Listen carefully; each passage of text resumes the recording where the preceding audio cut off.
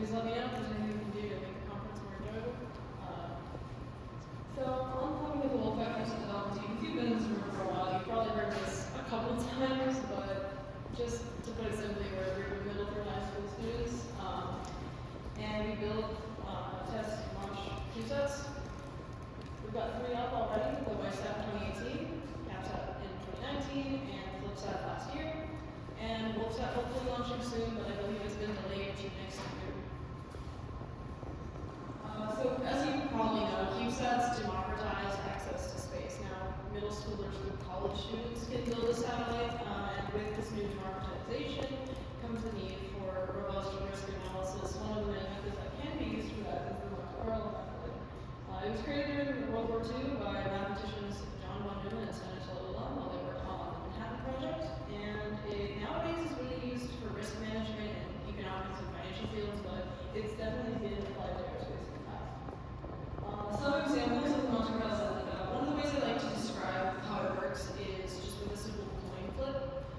If you flip a coin 4 times, it's probably not going to end up being 50-50 like head scales, but it might be 25-75. But if you were to flip a coin, say 100,000 times, it's more likely to be closer to 50-50 because you simulated it more times. That's essentially how the Monte Carlo method works. One of the more complicated ways to explain how it works is estimating pi using it. Basically, you take this circle inscribed in a square, and you'll assign points randomly in this area and take the ratio between the ones that fell inside of the circle and the ones that did not. And you can use that to get a value of pi.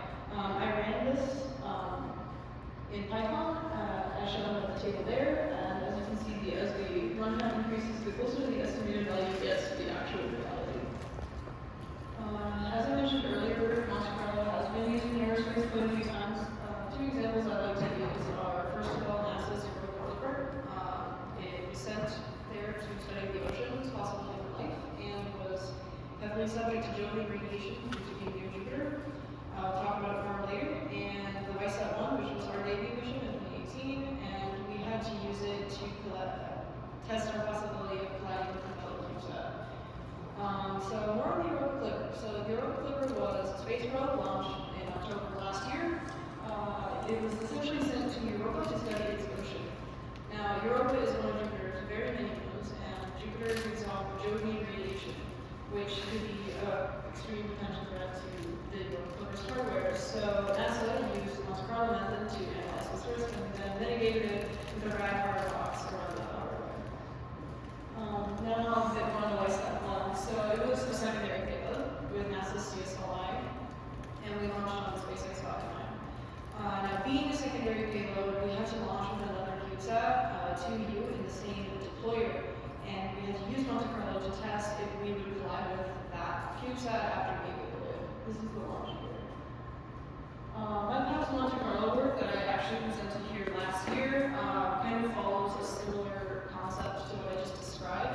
Instead of the 1U and a 2U, though, I did 3 1Us in a deployer like this one. And I basically just used Monte Carlo to test if they would collide.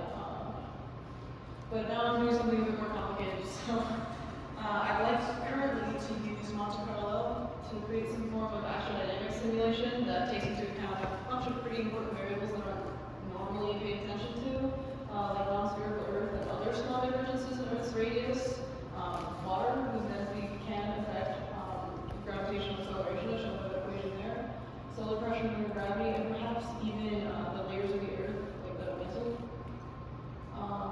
When I was at Utah, SmallSat Utah this summer, I took this opportunity to look around and test a bunch of companies that could potentially work for this experiment. After looking for like 3 or so days, I settled on most likely Free Flyer because their orbital mechanics software, they gave me a demo at the conference, and they already had Monte Carlo built into the software, so I would just have to input the variables that I'm testing for. A bit more on why I think these variables should be tested. Earth's radius is not uniform. It's not a perfect sphere. It's a bit wide. It's sort of open spheroid, and also there are mountains and trenches that could potentially contribute to orbital parameters being different. Also, water has a different density than land, which can contribute to differences in gravitational acceleration. The sun and the moon also exert forces on the planet and the satellites, which makes this a lot more complicated. And all these variables mixed together can lead to a lot of orbital divergences in orbital speed and therefore orbital period. Now, why is this important? So if orbital speed changes unexpectedly, then this could lead to issues with your mission. First of all, if your orbital speed is too fast, then you may not spend enough time charging the sun for your solar panels, and therefore your mission may die prematurely. Or you might not get enough time over an area that you're trying to image, for example. If your orbital speed is too slow, though, you might spend too much time in the sun and, well, heat up too much. So this is still a really